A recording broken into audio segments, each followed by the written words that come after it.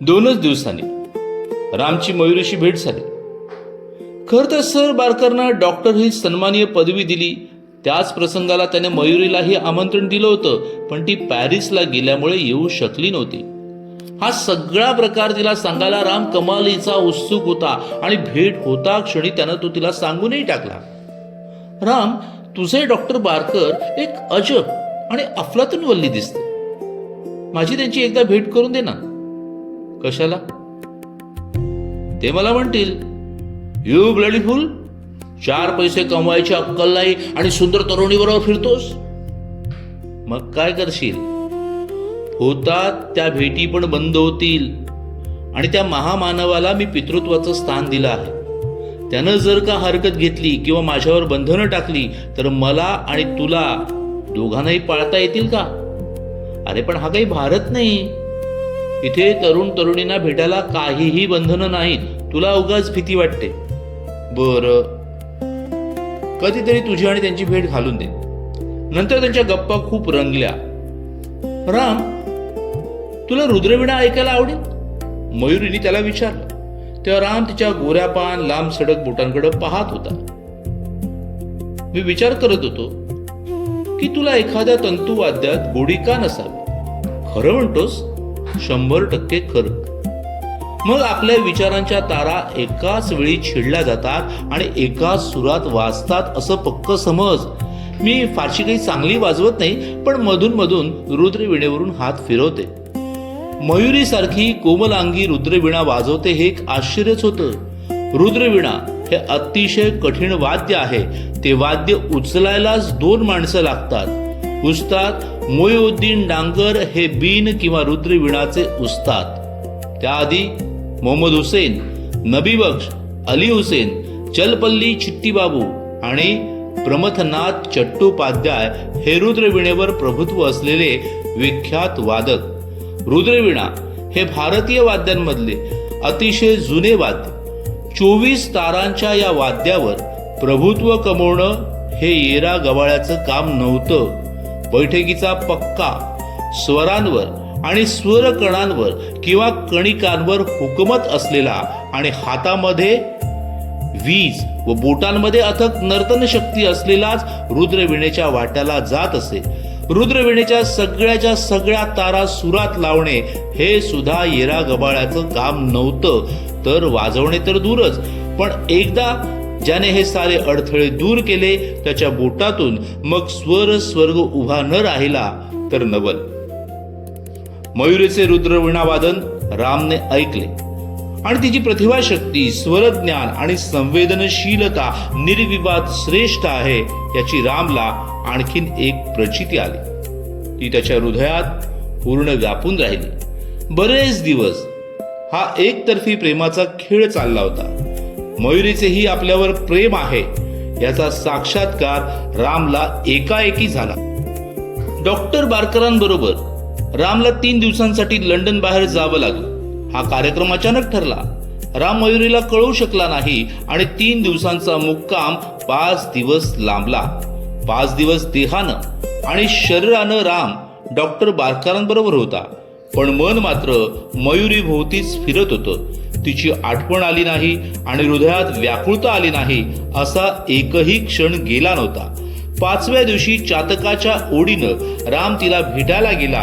तिच्या बंगल्यासमोरच्या चौकीदाराला त्यानं सांगितलं, जा मॅडमला सांगा की राम भेटायला आला. साहब, आप राम भोसले है ना? हो, मीच राम भोसले. मॅडमने आम्हा साऱ्या चौकीदारांना निक्षून सांगितलं आहे की राम भोसले साहेब केव्हाही कधीही अगदी मध्यरात्री जरी आले तरी त्यांना अडवू नका, सरळ आत भेटायला पाठवा. आप अंदर जा सकते हैं. रामला आश्चर्यही वाटलं आणि आनंदही झाला. आता मात्र तो तीरासारखा बंगल्यात शिरला. त्याने दिवाणखान्यात पाऊल टाकलं आणि मयुरी समोरच उभी असलेली त्याला दिसली. 1-2 क्षण गेले असतील नसतील तोच मयुरीने धावत येऊन त्याला मिठी मारली. ती एकाच वेळी हसत होती आणि रडतही होती. त्याला गुत्ते थापट्या मारत होती. मला न सांगता तू गेलासच कसा? माझ्या मनाचा जराही विचार कसा केला नाहीस? तू फार दुष्ट आहेस. पुन्हा असं केलंस तर लक्षात ठेव, मी तुला जिवंत दिसणार नाही. तिचा आवेग आणि आक्रोश पाहून रामच्याही डोळ्यात पाणी तरारलं. अगं, असं कसं म्हणतेस? माझ्या जीवाची किती तडफड होत होती हे तुला काय माहित आहे? एक एक क्षण मला युगासारखा वाटत होता. रामच्या शब्दांनी जणू यक्षिणीची कांडी फिरवल्यासारखं झालं. मयुरीने त्याला आपल्या आवेगपूर्ण मिठीतून मोकळं केलं, डोळे पुसले आणि त्याचा हात धरून त्याला जवळ बसवत म्हणाली, राम, तुझ्याशिवाय मी जगूच शकत नाही रे. तू नव्हतास त्या 5 दिवसात मला सारं जीवन नीरस वाटतं. कशात लक्ष लागलं नाही. 2 दिवस तर मी जेवलेही नाही. रामचं हृदय गलबलून आलं. काय हा वेडेपणा मयुरी. चल आधी जेवायला चल बरं. आपण मयुरी जितके गुंतलो आहोत त्यापेक्षा मयुरीही आपल्यात गुंतली आहे आणि प्रेमात पडली आहे याचा आणखीन कोणता पुरावा हवा होता? दोघंही जेवायला बसले, पण दोघांचंही पोट आधीच भरलं होतं. समोरच्या पंचपक्वानांकडे दोघांचंही लक्ष नव्हतं आणि 5 दिवसाच्या विरहाची भरपाई करण्यात दोन्हीही प्रेमिक मशगूल होते. प्रेम ही एक अजब वस्तू आहे. प्रेमिकांची भेट झाली तरी तडफड आहे आणि न झाली तरी तडफड आहे. प्रत्येक भेट, प्रत्येक मिलन ही नवीन आस निर्माण करणारी असते. ओढ वाढवते म्हणून तडफड होते आणि विरहाचा प्रत्येक क्षण ओढीमुळे असह्य होतो म्हणून तडफड होते. रामची अवस्था अशीच झाली होती. मयुरीचंही आपल्यावर प्रेम आहे कळल्यावर त्याला स्वर्गच 2 बोटं उरला होता. एक राजकन्या आपल्यासारख्या फाटक्या माणसाच्या प्रेमात पडली आहे हे कळल्यावर कुणाला आनंद होणार नाही. रामनं खरं तर तिला एकदा विचारूनच टाकलं, मयुरी, मी तुझ्या प्रेमात पडणं साहजिक आहे. तू तर एकतर अद्वितीय देखणी आहेस. पाहणारा प्रत्येक जण तुझ्याकडे मोहित झाल्याशिवाय राहत नाही. तू स्वर्गांगना आहेस, शिवाय राजघराण्याचा वारसा घेऊन आली आहेस. खरंच मी इतकी सुंदर आहे? मयुरीचे डोळे चमकले. म्हणजे अजूनही तुला संशय आहे? तुझं रूप तू आरशात पाहिलं नाहीस? तुझ्या रूपाचा मोह तुला पडला नाही? तुझ्या रूपाचा प्रभाव किती आणि कोणावर कसा पडतो हे तू अनुभवलं नाहीस? मरणासन्न माणसावर सुद्धा तुझा एक मादक कटाक्ष पडला तरी तो पुन्हा जीवित होईल. खरं म्हणतोस? मयुरीचा गोरापान चेहरा लाजेनं लालबुंद झाला होता, पण त्याच वेळी तिच्या डोळ्यात मिश्किल भाव तरळलेले रामनं पाहिले. अच्छा, लक्षात आलं. तुला आज माझ्या तोंडून तारीफच ऐकायची आहे. खरं आहे ना? आहेस, बुद्धिमान आहेस खरा. मला वाटलं होतं तितका बुद्धू नाहीस. मयुरीने त्याचा कान पिळत म्हटले. पण सांग बरं, मी किती सुंदर देखणी आहे ती. तू जर थोडी अधिक नाजूक आणि गोरीपान असतीस तर मस्तानी सारखा तुझ्या गळ्यातून उतरणारा पानाचा पीक दिसला असता. तुझी नासिका जर थोडी सरळ असती तर तू ग्रीक सौंदर्य देवता ॲफ्रोडाईट सारखी दिसली असतीस. अशी चवळीच्या शेंगेसारखी शिडशिडीत नसून जर सुखावली असतीस तर ग्रेटा गार्बो झाली असतीस. कटिभाग जरासा नाजूक आणि कोमल असता तर तू साक्षात रती दिसली असतीस. तू मयुरी नृपुराच्या झणकारासारखं हसली, खतखतून हसली. हसता हसता ती वेलीसारखी लवत होती. तिचा रेशमी मुक्त केश कलाप नर्तन करत होता. पुरे समजली तुझी रसिकता. मयुरीने त्याला बोलू न देता त्याचे ओठच बंदिस्त केले, पण त्याच्या दंडाला जोरदार चिमटा घ्यायला ती विसरली नाही. मयुरीची प्रत्येक भेट ही रामला विलक्षण उन्माद देणारी आणि सुखदायी होती. तिचं बोलणं, तिचं कटाक्ष, तिची प्रत्येक अदा, तिची समय सूचकता, तिचं चातुर्य, तिचे विभ्रम, तिची केशभूषा, तिची वेशभूषा सारं काही मोह पाडणारं होतं. आपण आज जितके तिच्यात गुंततो आहोत तितकीच ती पण गुंतते आहे ही भावनाच मोठी सुखद होती. आपल्या विराण आणि भकास एकाकी आयुष्यात मयुरीने अमृताचे, संजीवनीचे सिंचन केले आहे हे रामला केव्हाच कळून चुकलं होतं. त्या दिवशी राम लंडन मधल्या मार्केटमधून फिरत होता. त्या काळच्या अद्ययावत पुरुषांच्या फॅशन्सचे कपडे पाहायचा त्याचा उद्योग चालू होता. तेवढ्यात त्याला समोरून दलपत सिंग दिसला. तो मयुरीचा अंगरक्षक होता. दलपत, कुठं चाललास एवढ्या लगबगीनं? मॅडमसाठी महाराजांनी फार किमती ड्रेसची ऑर्डर दिली आहे. तो वेळच्या वेळी मिळतो की नाही हे पाहायला गेलो होतो. वेळेच्या आत म्हणजे काही खास?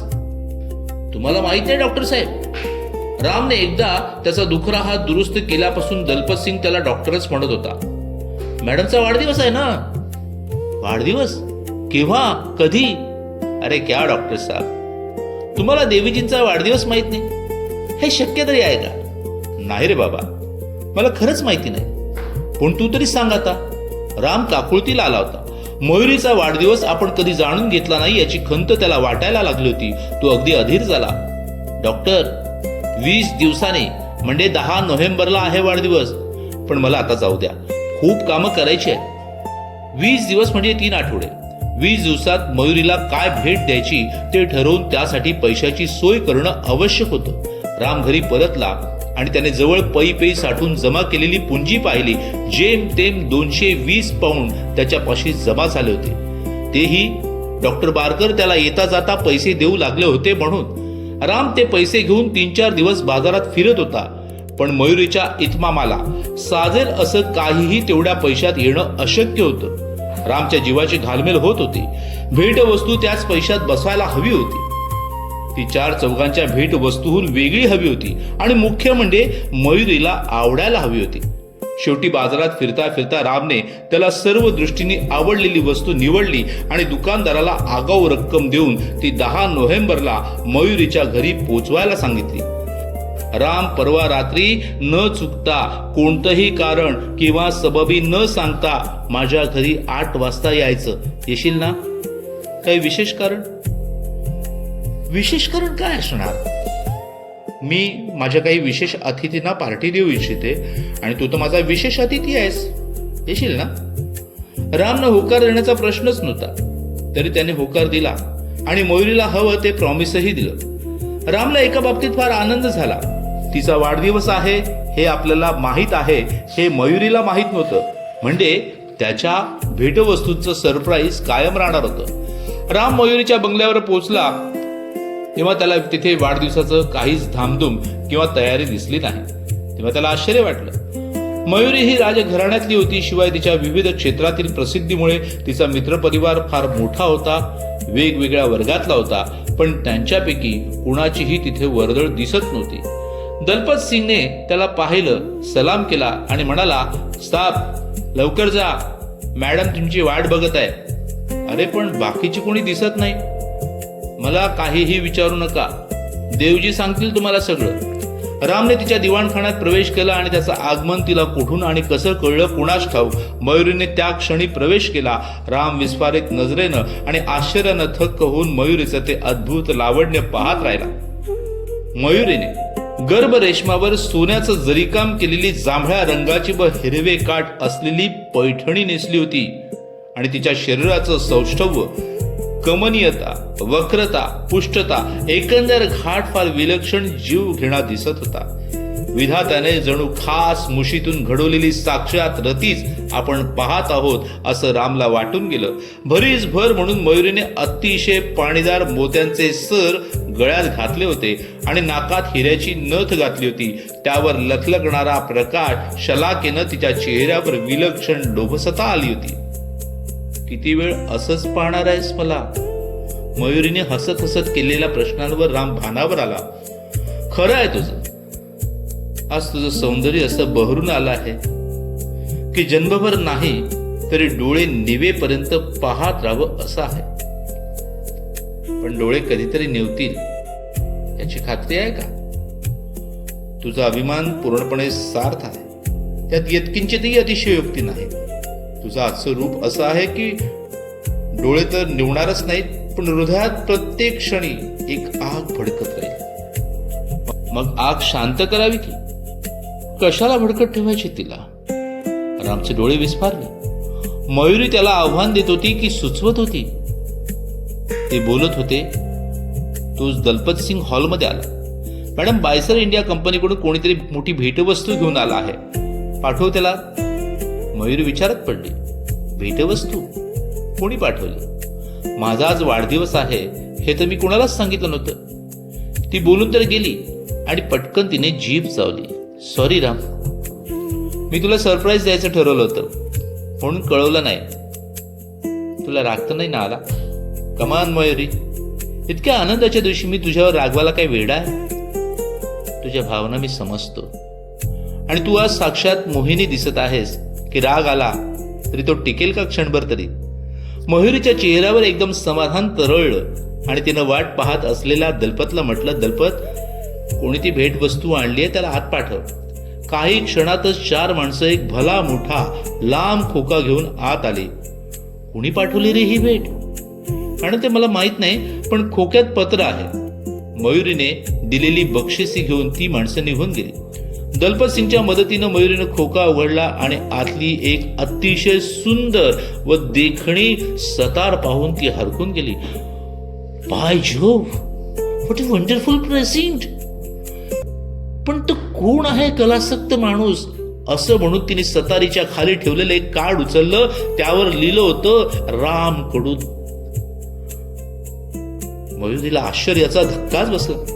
मयुरीच्या डोळ्यात पाणी तरारलं. राम, माझ्या लाडक्या, असं म्हणून त्याच्या मिठीत बद्ध झाली. पण त्या आधीच दलपत सिंग खोलीतून निघून गेल्याची खात्री करायला ती विसरली नव्हती.